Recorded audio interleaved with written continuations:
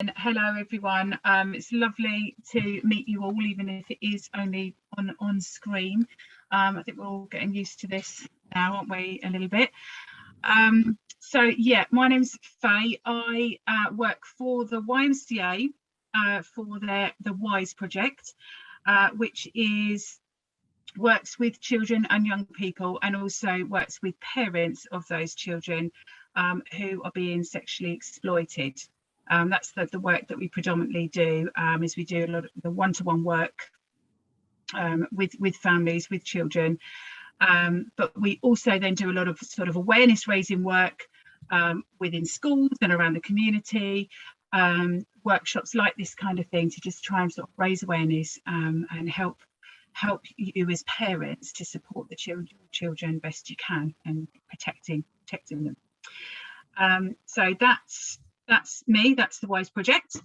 And this one today, I was asked in particular just to sort of focus on the sort of online safety, really. And I think most of you, the questions were around sort of privacy settings, and how much usage was okay, what restrictions should kind of be put in place, and all of those kind of questions around that sort of online activity.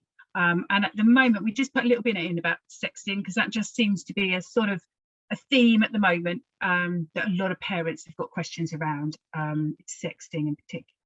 So that's what I'll do predominantly, and try to cover most of the things that asked about. So sorry, Hannah, if you don't mind just going to the next slide.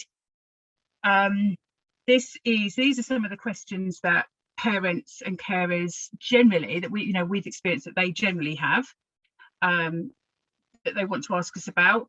And actually, when Hannah had kindly sort of sent through some of your questions, concerns ahead of time, I sort of had a look through, and actually they were kind of fairly in line with what we have noticed before, that parents want to know. So as I say, I think what a lot of people wanted to know about, that they don't want to betray their trust by looking at what their children are getting up to on their phones, but they don't know how much that they should be looking at them to keep them safe. Others talk about they don't know what apps they're using, that they might use Facebook, but they don't know about all these other apps that they're using.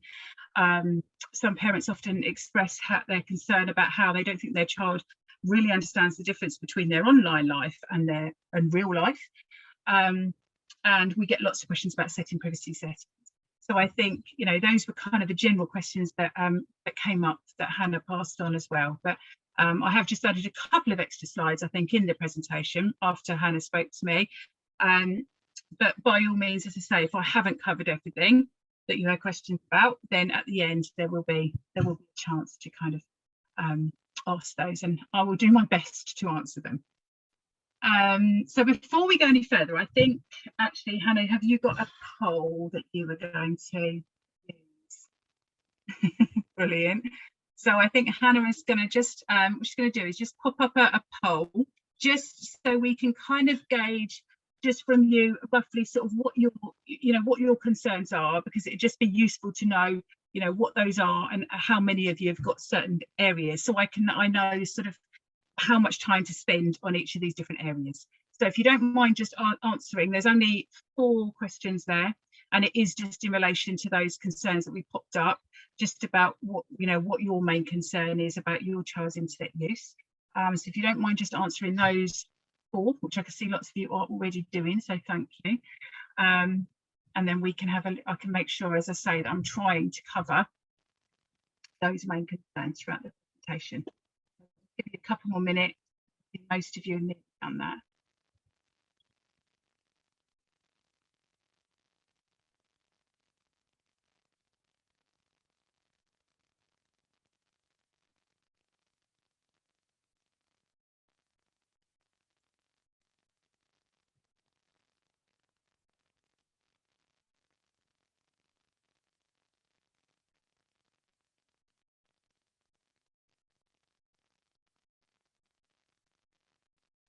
Okay, I think we're just waiting for a couple more people. Is it possible to just, have we just got 2 more, is it, Hannah, that are just waiting for? Or do you want me to move on? I can end it now, so I'll end it now. Yeah. Okay. There we go. Brilliant. Thank you.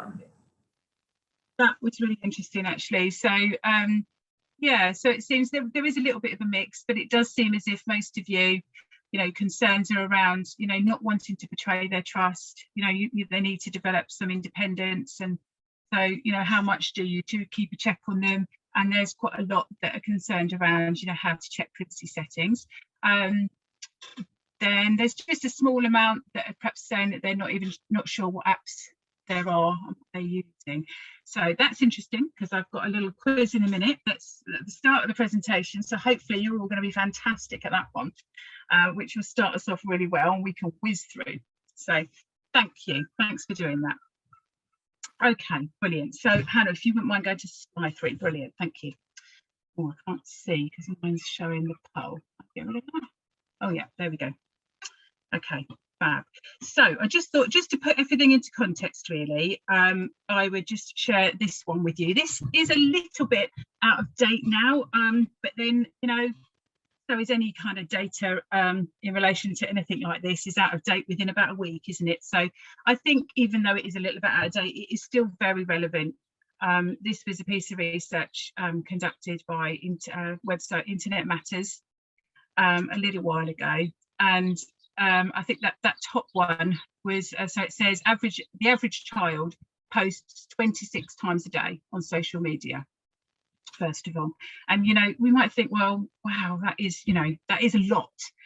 But actually, you know, when we think about it in, you know, looking back to perhaps when we were young, you know, I'm going to show my age now, quite possibly, but, you know, I remember my mum once a month getting out the phone bill, an itemised phone bill, and going through it and, you know, making me, you know, pick out all my phone calls. I can see someone smiling, so I can see I'm not the only old person in the room here. Yeah, so she'd make me pick out my phone calls, and then I would have to give her the money for those, you know, out of my pocket money.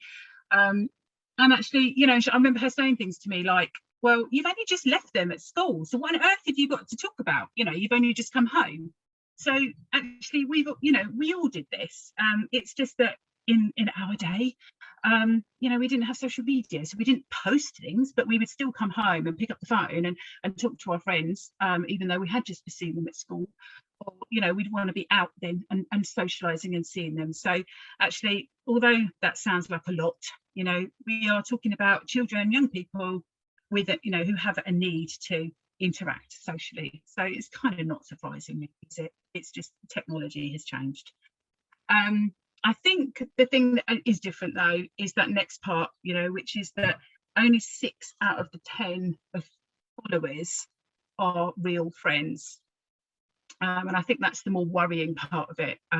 You know, we wouldn't have dreamed of picking up the phone and phoning, you know, the friend of a cousin of so-and-so and having a chat with them. Well, we certainly wouldn't think about picking up the phone or going off and meeting somebody that we didn't know.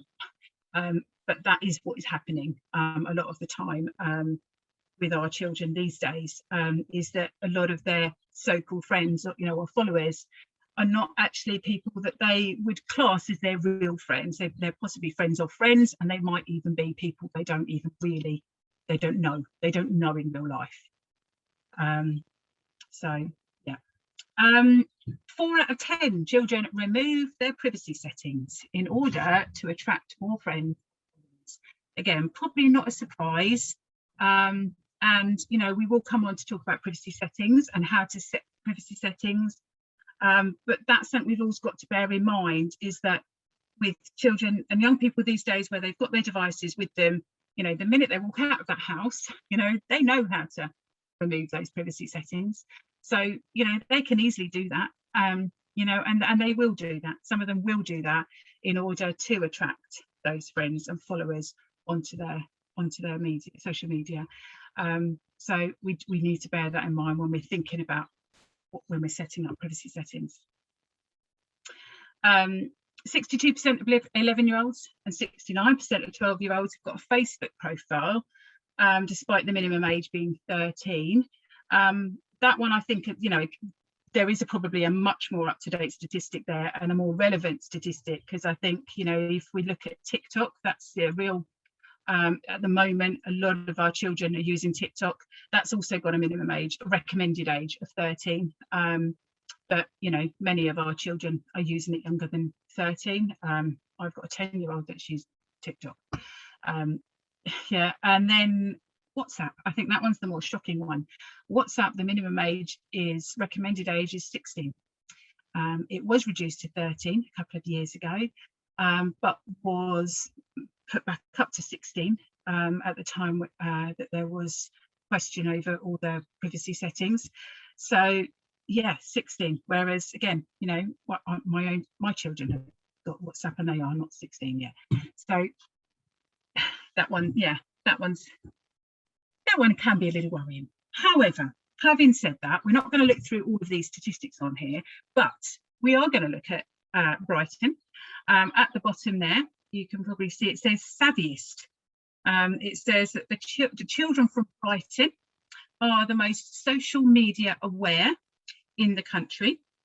It was found to be that 69% of them always set their profiles to private. So that is something to be pleased about. It's something to think, well, you know, as parents and as educators here in Brighton, the southeast, you're doing something right. You know, you're teaching your children something right, because they know about setting their profiles to private. So yes, I know this is about how, you know, we can make them more safe online, but, you know, do give yourselves a pat on the back because you're doing something right. So well done. Okay, thanks, Hannah. If you can go to the next slide. Right, so this one now, this is, as like I say, I think we can whiz through this fairly quickly because lots of you didn't seem too worried about knowing about the different apps that our children are using.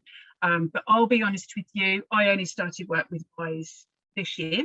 I was previously a primary school teacher, and there was about half of these that I did not know when I first started working for WiSE. So, you know, yeah, I'm going to hold my hands up. What I thought we would do, because this is certainly not a test and it is not a kind of, you know, they're out there to say, you know, oh, you only know 4 and you know loads. That's not what we're here to do. But I just thought it would be useful to perhaps go off in slightly smaller groups and just spend a few minutes, put 5 minutes tops, just in your little groups, you know, just going through and thinking, oh, do I know what all those apps are? Is my child using any of those apps? And just share some knowledge and experience amongst you in your little group about those particular apps. We'll come back as a group, and like I say, I'm not going to be asking you for any feedback, or, you know, if you don't want to give that, or, you know, asking you to tell me how many you knew. It's just to promote a bit of discussion. If there's something you want to feedback from those discussions that you have, then please do. We will give you a couple of minutes afterwards to do that, but it's not an expectation. You're just all eager to know what they all are, aren't you? Okay, all right, shall we move to the next one then? And okay, so there we go. That is all of those. And like I say, you know, until I started working with WiSE this year, there's probably about half of those that I wasn't fully aware of. Some of them I'd never even heard of, to be honest. I'd never even heard of Omegle. Never heard of it. So, you know, it's only this last couple of months that I've got to grips with that one as well. But they are all, as Hannah was saying, they are all social media sites, apps that our children, young people are using. You know, some will be using more than others, some will be using different ones to others, but they are all using, you know, a range of these. Okay, thanks, Hannah. So just with that in mind, you know, it is really difficult to kind of do a presentation around this kind of thing, because obviously there is so much out there and things are changing so rapidly as well. I mean, that was a discussion we had in our group, is that, you know, there's new apps, there's new things coming along all the time. So it is really hard to kind of do a general presentation. So the key thing really is just to be aware, try and be aware of what there is out there, but most importantly, just try and be aware of what your child is using. If you can just be aware of what they are using at this moment, and then find out a little bit more about it, you know, then that's going to be the best way that you can protect your child, support them as best you can. So, you know, it comes down to that importance of just talking to children and letting them, you know, asking them questions, you know, about what they, you know, well, what are you doing on your phone? You know, which sites do you use? Or, you know, and acting a bit stupid and old and saying, oh, I don't know anything about that. Can you tell me? Can you tell me what it's all about? You know, and just letting them tell you a little bit about what they're using. And then in your own time, if you want to, you can go off and find out a little bit more about that and think about whether there's anything more you need to consider about them using that app if you need to. One of the places that you can do that is the site NetAware. So that's up on your screen at the moment. It's funded by the NSPCC and O2, I think. But yeah, a great website that's really user friendly. With just information about all the different social networks that your children will be using, so you can stay really up to date with what they're all about through that site. But yeah, like I say, it's just finding out which ones your children are using and then going on there and having a little look to find out a little bit more about them. Thank you. Okay, so we are going to just move on now and talk a little bit about sexting. As like I said, it's just something that sort of has come up quite a bit recently, and I think people panic a little bit. Certainly, you know, as parents, we do panic a little bit about the topic. So it's just to give you a little bit more information about sexting. I apologise now about this one is going to be a little bit of me talking for a few slides before there's something else to do. So I apologise now for that. So first of all, just, you know, what is sexting? Sorry, Hannah, I've got this on a kind of click thing, so thank you. Yeah, so the term sexting is used to describe sending and receiving of sexually explicit photos, messages or video clips by either text, email or posting them on social networking sites. At the moment, you know, WhatsApp and Snapchat tend to be the most commonly used apps for teens to engage in sexting. It's quite common. Thanks, Hannah. You know, so this is the question we kind of all ask ourselves, really, isn't it? Is, you know, why do they do it? You know, why would they want to send an image of themselves to somebody else, you know, when we know that perhaps what the risks are, what the dangers, what that could lead to? Why would they do that? I think, you know, and although I think it does panic us a little bit, again, I think sometimes it is important to take that step back and think to ourselves, you know, what were we doing when we were teenagers? And yeah, okay, we didn't have phones and we couldn't have sent images in the way that they are, but we as teenagers would have still been, you know, experimenting with sexual feelings. It's just we would have done it differently, you know, behind the bike sheds, whatever, you know.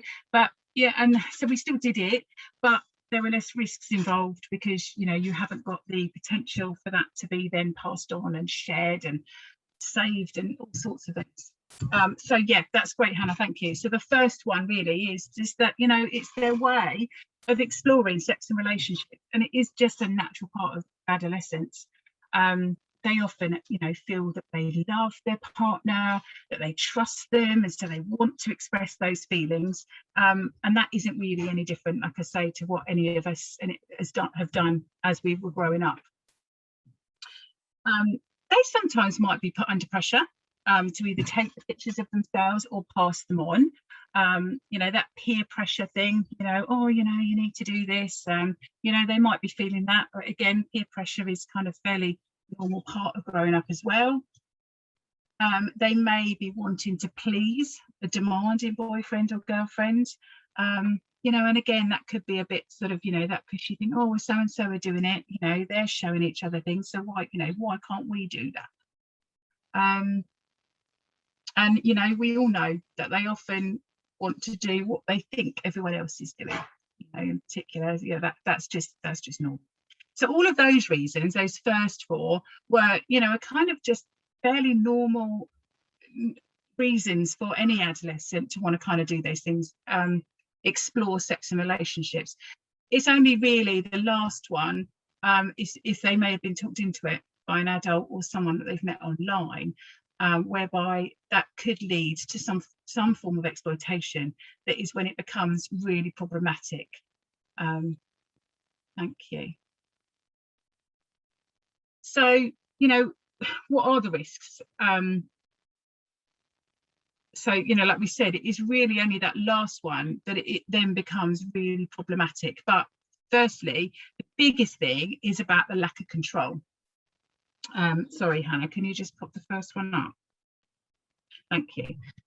Yeah, so, you know, once that it's different to when, you know, perhaps we were younger and exploring those feelings, is that something might have happened at a, you know, at a party or whatever, but you knew that was the end of it, kind of thing. And unless somebody saw it or was going to tell your parents or whatever, then that would be the end of it. But, you know, once an image has been taken, once it's been passed on, even if they think it's only going to one person, once it's gone out of their hands, that's it. They've lost control. You know, they've lost control of that image or that video, whatever it was. And once it's shared online, it's public, you know, and it can be saved, it can be copied by anyone else. And, you know, yes, there are ways of stopping that, but, you know, you don't know how far it's been shared in the meantime before you get to that point. The other sort of risk around it is the emotional distress it can cause. You know, it can lead to bullying, you know, negative comments between their peers, other people at school, you know, and as I say, in the worst case scenario, bullying. So that, you know, that causes that sort of emotional distress. And unfortunately, you know, in some cases, that can lead to blackmail and further harm. So, you know, it can be used to blackmail them into participating in further sexual acts, sending more images, which is then exploitation and can cause real harm. And you know, the last one is that, you know, that idea of reputation. And again, we can say, you know, this has always been there. You know, in our time, people might have been known for putting it around or whatever. That might have been a term we would use in our day, and that may have affected their reputation, possibly amongst their peers or parents or whatever. But you know, when something's shared online like this, there's that kind of potential for it to affect reputation further down the line, in the future, even down to kind of employment prospects. You know, there is the instance of employers looking at their social media, jobs and things like that. So it can really have a more long-term impact. So with that all in mind, you know, how can you keep your child safe? Okay. Can you pop to the first point, Hannah? I just can't remember them all off the top of my head. Thank you. Yeah, so first of all, I think the key thing is to acknowledge that your child's probably not going to want to talk to you about sexting. You know, so if you bring it up at a, you know, difficult time or whatever, and they're just not going to want to do it. They're going to be embarrassed. They're not going to want to say. So, you know, before you go in there with those questions, I think it's just worth thinking to yourself about how you might start that conversation with the child based on their age, based on your parenting style. You know, think about where they might be most comfortable with having that discussion with you. So just taking that step back and that breath before you start a conversation, because they are going to be embarrassed.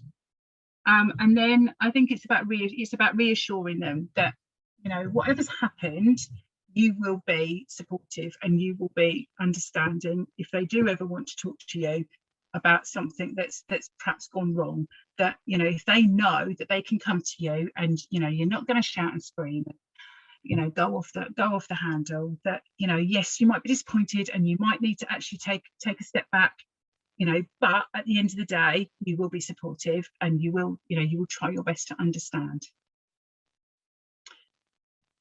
I think it's always good to just keep reminding them the message that, you know, their body is private. It's a message that they get all the way through school now anyway, through a great, certainly even from primary age, through a great program called PANTS, where they learn right from year one that their body is private. But I think sometimes once they get to this age, that understanding that that an image of their body, they kind of almost distinguish that from actually physically showing part of their body or touching or letting somebody touch a part of their body.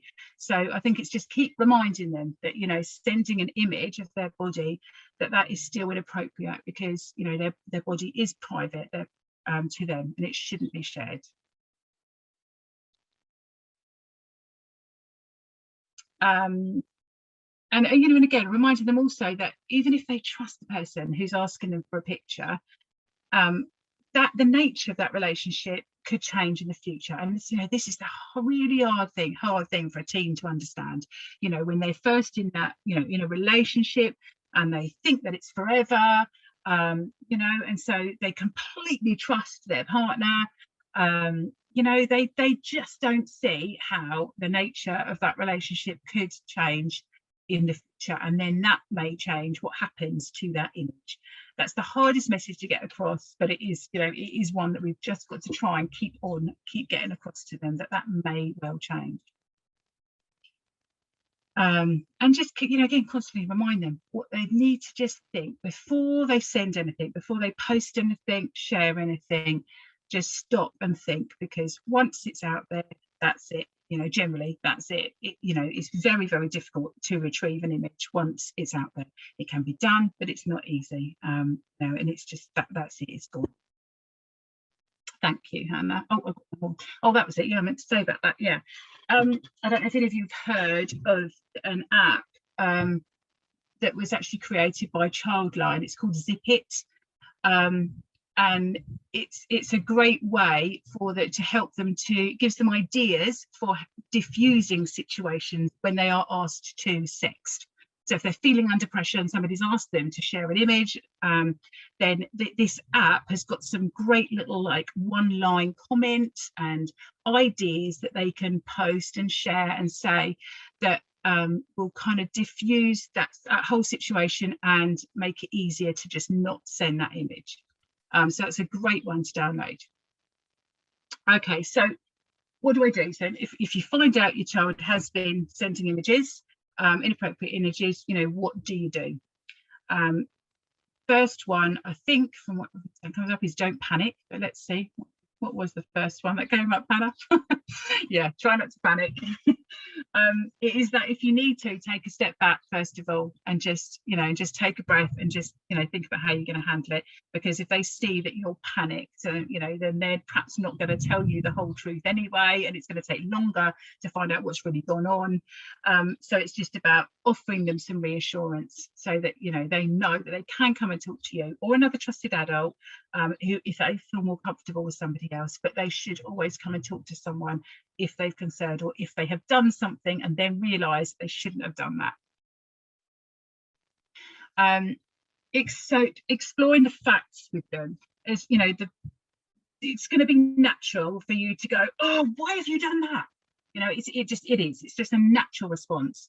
But if you can try to just kind of ask the more open questions with them, so that you can find out those facts about what's actually happened, who it's been shared with, so that you've got that information, so you can got somewhere to go with it and know what to do next. So or tell me what happened, tell me who did you share it with, rather than why have you done that.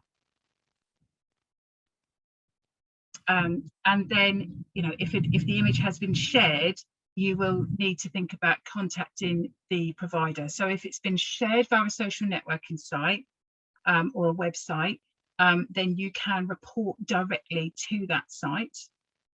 If it's been shared via a mobile contact the provider, because you then may wish to try and change your child's number so that you can prevent any sort of further contact with them. And then you need to think about who else you're going to inform. So the first step is contacting that provider, so you can put a stop to it as soon as you can. But afterwards, it's then thinking, and that will depend on who it's been shared with, how far it's gone. If you think that your child has been coerced or forced into sharing a contact, you need to contact the police. If it's been shared, if you know for a fact it's been shared with an adult, it would need to be reported, and that has to go through the CEOP website. So when you go to their website, there is a reporting tab, and you can report directly to the police that way. You know, whereas if it's been, don't worry, Hannah, you can leave it there, it's fine. Okay, if it's been shared, let's just say, like, you know, that instance where we said, you know, it's gone to a boyfriend or girlfriend, and then they've had an argument and they've split up, and now they're panicking about that image that they've sent on. You know, it might be in that instance that, you know, you might just want to contact the other, you know, the other young person's mum, dad, whatever, family, or you might contact them directly and see if you can have a sort of discussion about it, about getting it deleted, you know, so that it doesn't have to go any further. So that's really going to depend on in what context that image was shared and how far it's gone and who it's been shared with.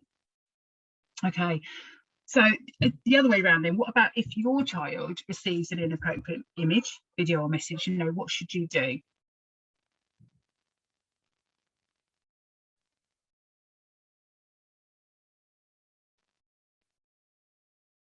Thank you. Okay, so yeah, ask them who sent it. You know, again, it's that reassuring them they're not in trouble. They haven't done anything wrong by receiving an image, but you need to know about it. You need to find out a little bit more about where it's come from, and also, most importantly, is about whether your child has shared it, has sent it on. That's really key, you know. And if you can, you know, teach them anything in the meantime is about, you know, if they do get anything that they're really not sure about, that it's to tell you straight away, or tell somebody straight away, and do not share it. So don't share it any further.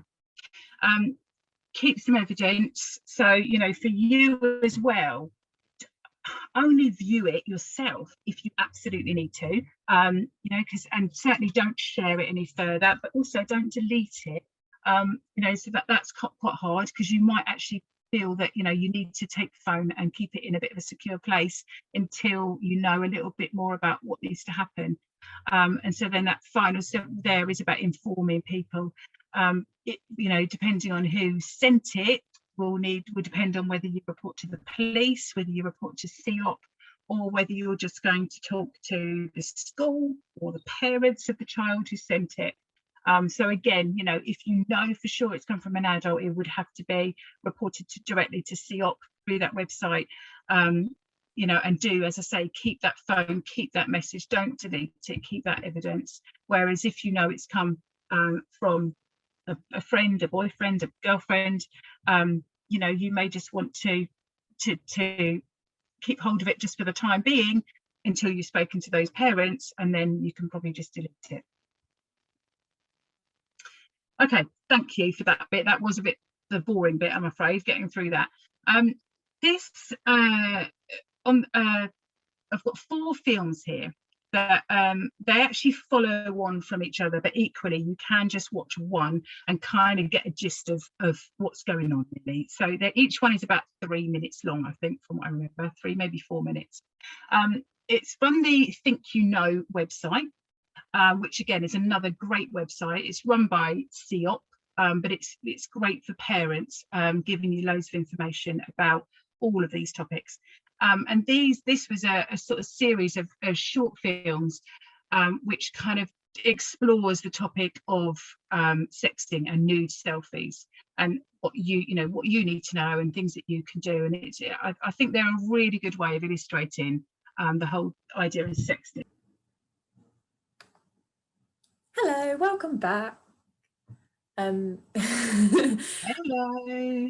Would anyone like to just feedback really quickly for me, like what you were discussing or what your thoughts are on some of those videos? You can unmute yourself. Hannah, we were just saying that we were sort of shocked that it's a way of flirting, really, because in my head it's always been a really bad thing and it means the kids are going off the rail, that kind of thing, but actually it's just what they do and it's not a big deal for them. And perhaps the big deal is that when they can't talk to you, you know, when you haven't had previous discussions before it happens and then they feel they can't raise it with you, that's perhaps when it becomes a bit more difficult because they're embarrassed, basically. Absolutely, I totally agree, Sarah. That's exactly what it is. You know, as I say, to a certain extent, we've kind of got to get over this and realise that this is just their way of life now, and their way of expressing themselves.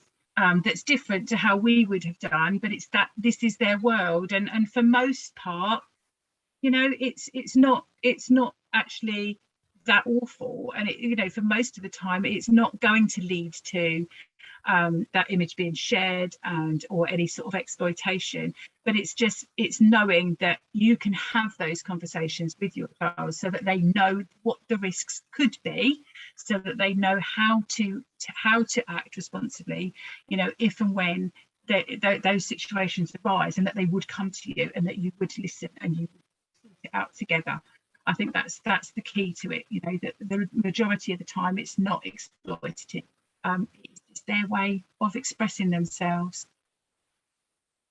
Yeah, did anyone else have anything similar or anything else? You know, just different discussion that came up from watching that. Faye, can I just say something? Mm. I feel like I should declare myself, really.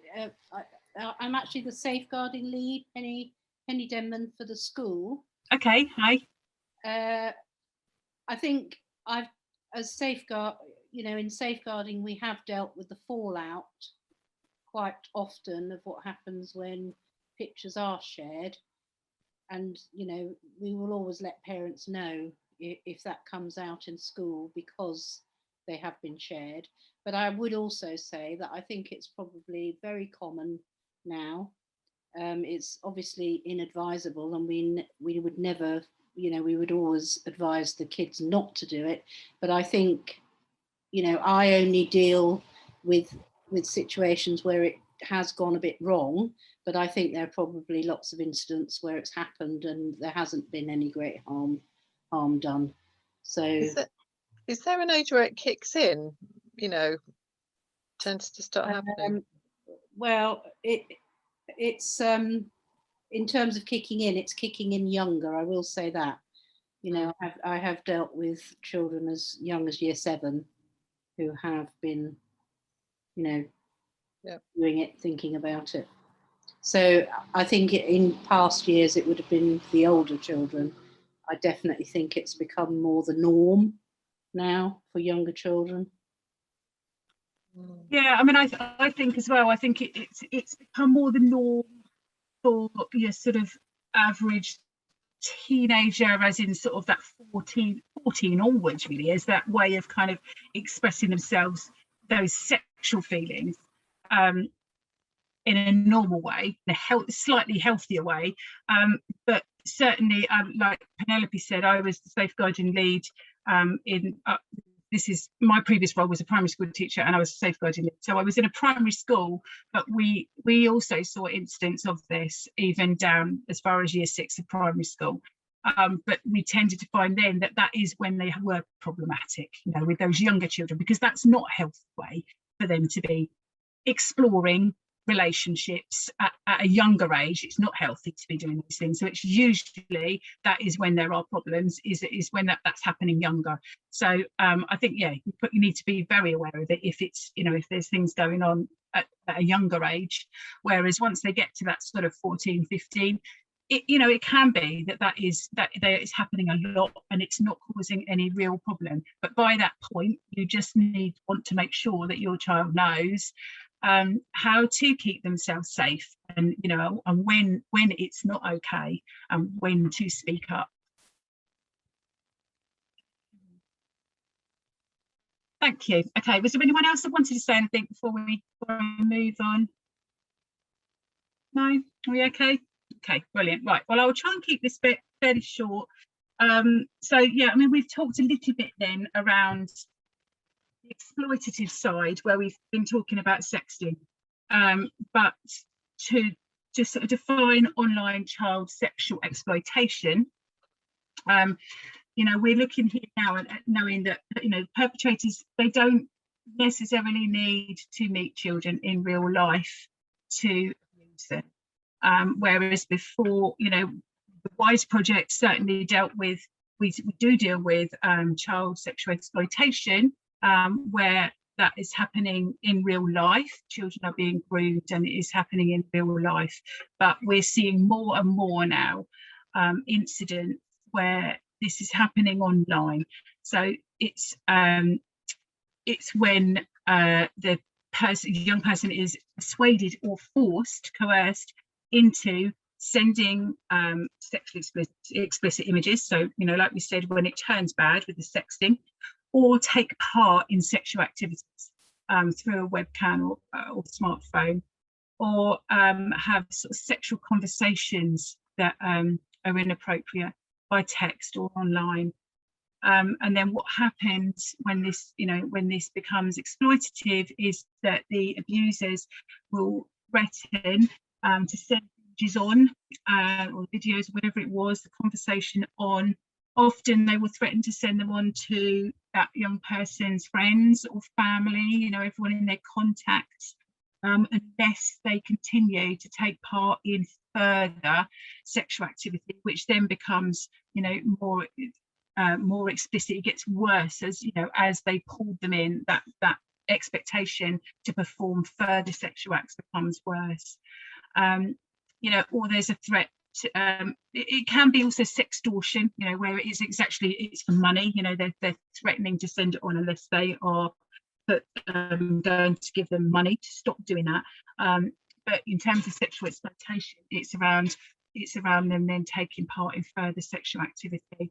And then that, you know, they're going to continue to be shared, can continue to be shared long after, you know, that sexual abuse has stopped. And that's where it becomes quite worrying.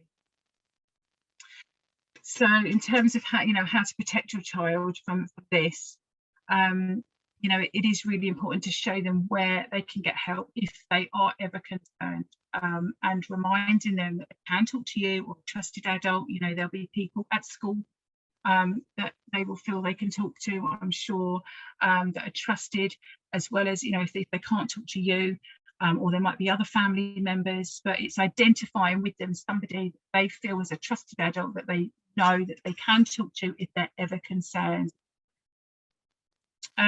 You know, spend a bit of time talking with them about, you know, what they're doing online, about, you know, who their friends are, what they're talking about, what they're sharing. You know, it doesn't have to be in a nosy way, but just, you know, just if that becomes a natural part of your family life, where, you know, you sit around the dinner table and it's, you know, you're sharing what you've done that day, even if it's just that, and talking to them then about, you know, well, you know, what the conversations have been, what have the conversations been then on your social media today, you know, what have you been talking about, is there any new friends that you've made through there? And just so it becomes a natural part of your family life, then if things do start to turn and there's a problem, then they're more likely to share it with you know, much earlier, and you'll be better able to deal with it. Explaining to them how easy it is to pretend to be someone else online, you know, and why an adult may wish to approach them. And I know the natural thing to do as a parent is to want to protect your child from all the bad that is out there in the world, you know, but actually sometimes the best way to protect them is to let them know in an age appropriate manner, you know, what is out there, you know, and how that can be really harmful. It's really important that they know that, you know, but obviously you will know how to approach that with your child, because you know their age and their ability, how they will be able to take that. But it's really important that they do know that there are people out there that will want to abuse them, and that they will try to reach them online. You know, reminding them that although this is their world now, a lot of their friendships are formed through online, through social media sites. It is reminding them that if they have only met online and they haven't yet met them in real life, then, you know, although they might feel like friends, they're not really, you know, proper, real, true friends. They're not true friends if you haven't met them in real life and do the kind of normal things you do together as real friends in real life. And again, they may not be who they say they are. There's some really, while I'm on that point, there are some really useful videos that can be watched if anyone, you know, is interested. you know, around that online people, you know, not being who they say they are. I'm trying to think now what one of them was called off the top of my head, but I think about it, I can they're on YouTube, but I can email them through to Hannah afterwards if anyone would like that. Yeah, so just again some useful short videos that can help with that. I think, you know, just having those constant conversations about what a healthy relationship looks like, what an unhealthy relationship looks like, which again is done in school. You know, there's so much more now than what it was before. It's, you know, this whole curriculum is designed around understanding sex and relationships, and that's a big part of that, is teaching what healthy relationships look like, what unhealthy relationships look like. But so, you know, if that's the best way in with them, then, you know, do that. If you know when the school are you know, teaching those things, then, you know, ask them at the end of the day and say, you know, what have you discussed in your sex and relationships lessons today? You know, tell me, you know, talk to me about what, you know, what a healthy relationship looks like, and use scenarios sometimes, or even share some of these videos that I've talked about that are on YouTube, share them with your child and say, you know, so why, you know, why would that not be right? Why would this be unhealthy? How would you spot that? I mean, you know, all you can do with this privacy settings, all you can do is encourage them, because like I said at the start, you know, they know this technology better than what we do. They know how to turn those privacy settings off. But if you can get them, if you can encourage them to make use of those privacy settings on their social media sites, so that they're the ones staying in control of who can see their content. You know, it's about building that up with them gradually as they get older, so that you are placing that trust in them, but because you know that they understand the risks, and so they are putting those privacy settings in place for their own safety, and that you trust them to do that. You know, I know that's hard, but it's they've got to do it because they understand, because they can easily just take them off. So it's just encouraging them to make use of those. You know, if you think your child is being exploited online, then there are some steps you would need to take. Thanks, Hannah. Obviously, if they are being exploited, it does need to be reported to the authorities. You would need to be contacting the police. It may be you need to contact children's services, but it would need to be reported to authorities. Reassuring them it's not their fault, no, is a really big one. When children are exploited online, exploited at any time, you know, unfortunately there is still so much victim blaming that goes on, and actually just in our, you know, in the language that we use, we need to be really careful about how we're talking, that we're not using any of that kind of blaming language. If children are being exploited, young people are being exploited online, it's a form of abuse and they are victims. It is not their fault. Whatever they have done, that, you know, they're not setting privacy settings or, you know, sending something, it's because they've been coerced, they've been forced, you know, it's not their fault. So making sure you reassure them is really important, and seeking support from CEOP. So CEOP, as I say, is the police reporting site online. If it's about sexual images, then that also should be reported to the Internet Watch Foundation. So I've just popped up there the CEOP, so that's the Child Exploitation Online Protection, that's the police website. But if you, the little icon on the right there, that report button is on every app. So, you know, when they're using any app, you can click on that button to report any bullying, harassment or grooming activity that is going on online. The child can do that. It could be the professional that does that, or it could be the parent, you know, you as a parent or carer. So it can be a direct report, or it can be a third-party report, but that button will appear on every app. This one is just an example, you know, and a suggestion that something that you could do with your child would be to kind of sit down together and come up with a little contract, a little agreement that you have with your child. And it's going to look different for every child, every family. But these are just some examples of things that you could come up with. But the key is that you do it together, that you co-produce this, because if they produce this with you, and they're coming up with the things that should go in the contract, then they're more likely to kind of stick to it. But some people find this useful, so you can have a quick read through the kind of things that you might want to put on there. But if my parent asks for passwords, I'll give it to them. I'll not give my name, address and phone number or school to anyone that I meet online. I'll set my privacy settings for any apps with my parent.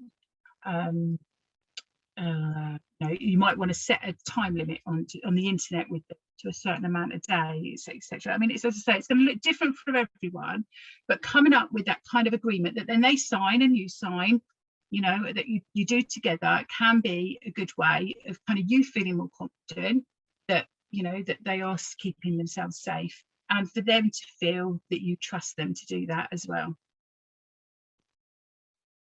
Now, so lots of you had questions around setting parental controls, and this is going to be one of those questions where I am going to say there is no set answer.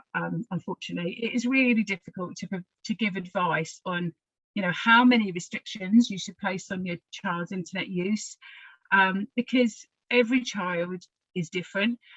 Every child uses a different range of social media sites and games, so there's no sort of hard and set rule, again, like we said before. However, having said that, one of the things that I found actually fairly recently on internetmatters.org, which is a great website, it's got a wealth of information, but one of the things they've got on there now is a whole set of guides which have actually got step-by-step instructions on how to set parental controls and control the usage for every app you can think of, for every game that you can think of, for any device that they might be using. Yeah, it's got actually, I can't do it here, can I, Hannah? But you can click on the link, and I think that bottom link is actually takes you to that page, bottom one, the parental controls. Will it let you?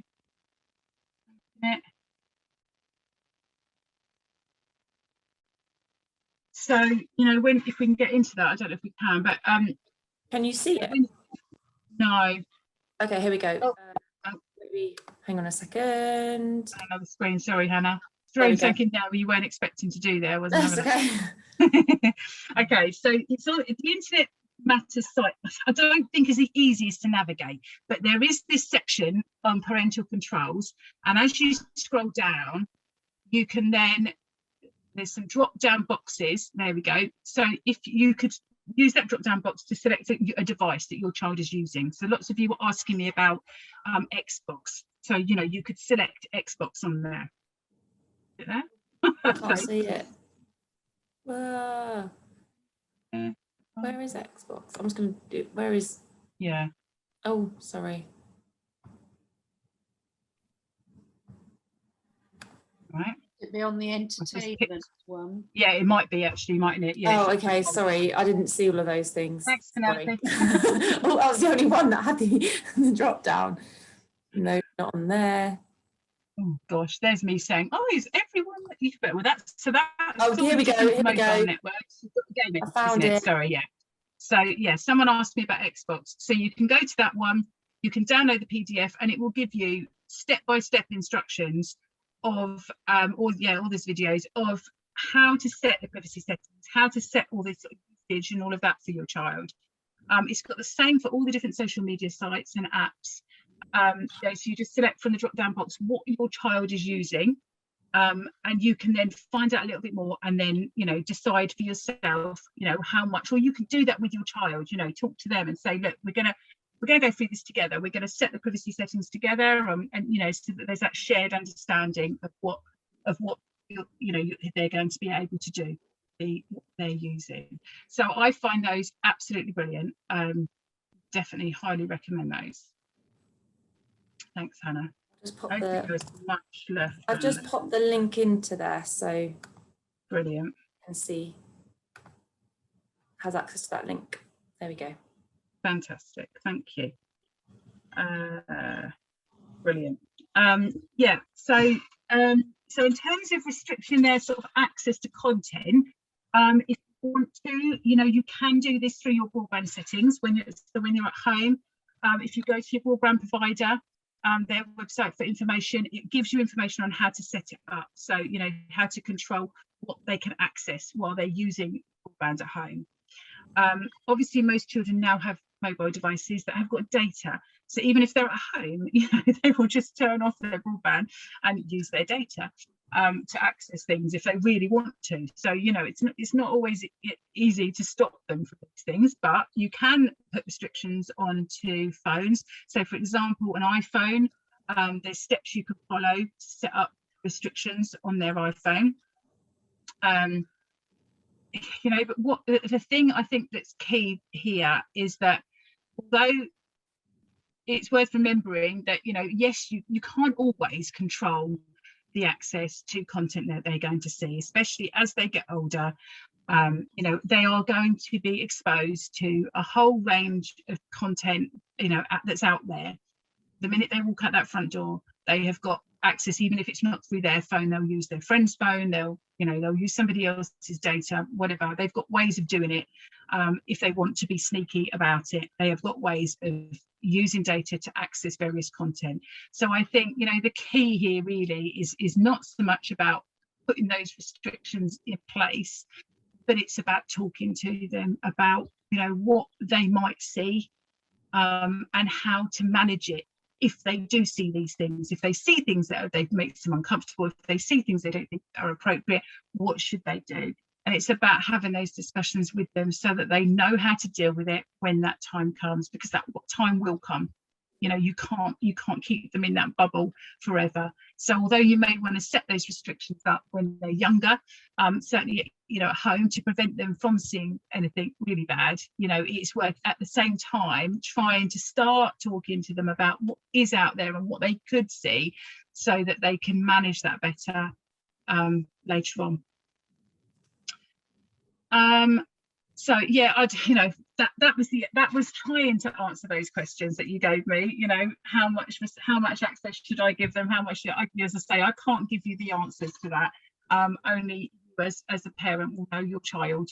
But that's the general rule of thumb, is that it's about talking to them about these things, even though that might feel a little bit uncomfortable at first. It's about talking to them about these things, because they will be.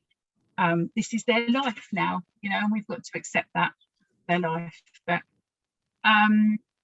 so I hope I've answered everything. This last page was just some sort of further places to go if you do need help around sexual exploitation, not necessarily just online, but sexual exploitation in general. So if anyone wants any of those sites, perhaps jot them down. I hope I've answered most of your questions, but I don't know how much time we've got, because I've rambled on a bit. But if anyone has got any questions for me, please do. Maybe just at this stage now, you could just turn your audio on and call out. Was there anything in the chat box that we need to respond to, Hannah? I can see. No questions I can see. No. Well, I'm hoping that's because I've kind of answered, your questions, hopefully. Thank you all for coming. What I am going to do is I was trying to send them earlier, Hannah, but there was too many to send in one email. I've got some leaflets that I've been creating with just kind of bite-sized bits of information about various topics within child sexual exploitation. So I've got about 5, I think, that actually relate specifically to kind of online activity. That what I'll do is I'll email them through to Hannah, so that if you want those, then she will be able to find a way of getting those to you. Yeah, I think, and then if there is anything else in particular, any questions you want to ask, then if you go through Hannah, she'll be in touch with me. So I'll do my best to sort of find the answers to your questions that way, rather do it that way. Yeah, I can also when I send out the leaflets, I can also send out those video links again, and yes, I'll send That Matters websites, all those links that are helpful in websites that Facebook. Okay, great. I'll send those out as well, so that everyone can have those. because that'd be really helpful. And also, if anyone has questions, either now or another point about what we teach in life skills in relation to this, then please don't hesitate to email me. The life skills curriculum map is up on the website on the life skills subject page. But we do cover, along with computing, we do cover lots about e-safety, privacy settings, reporting, healthy, well, that's in the IT and the computing section as well. But in terms of life skills, we cover lots about healthy relationships. We actually do teach about CSE, child sexual exploitation, what the signs are, how to support a friend.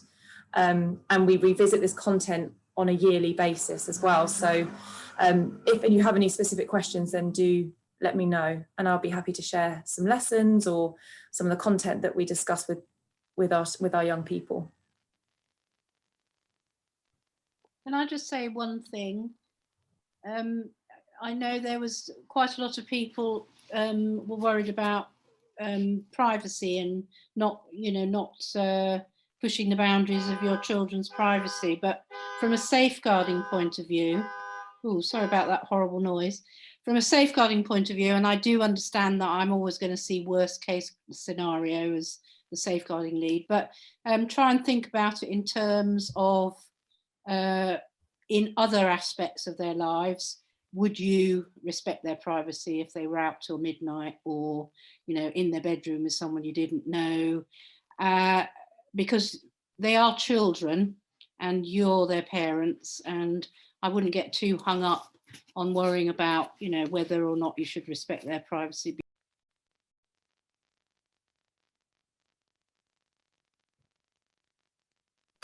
Oh, sorry, Penelope, you're muted. Sorry. Yeah, you're muted about halfway through that. Sorry. Yeah. That's all right. Yeah. So I wouldn't get too worried about worrying about their privacy, because it is your responsibility to protect them, as it is in every other aspect of their lives. So try and compare it to something else that you might think about protecting them from. That's my view as safeguarding.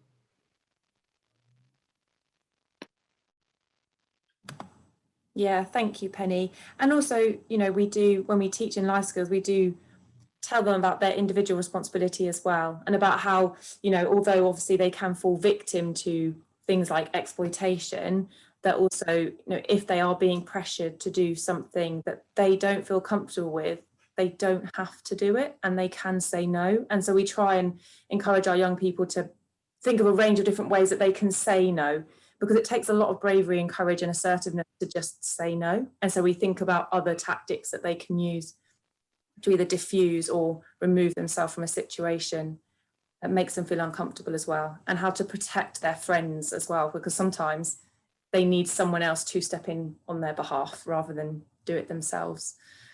But yeah, thank you, Penny. Are there any other questions that anyone would like us to address?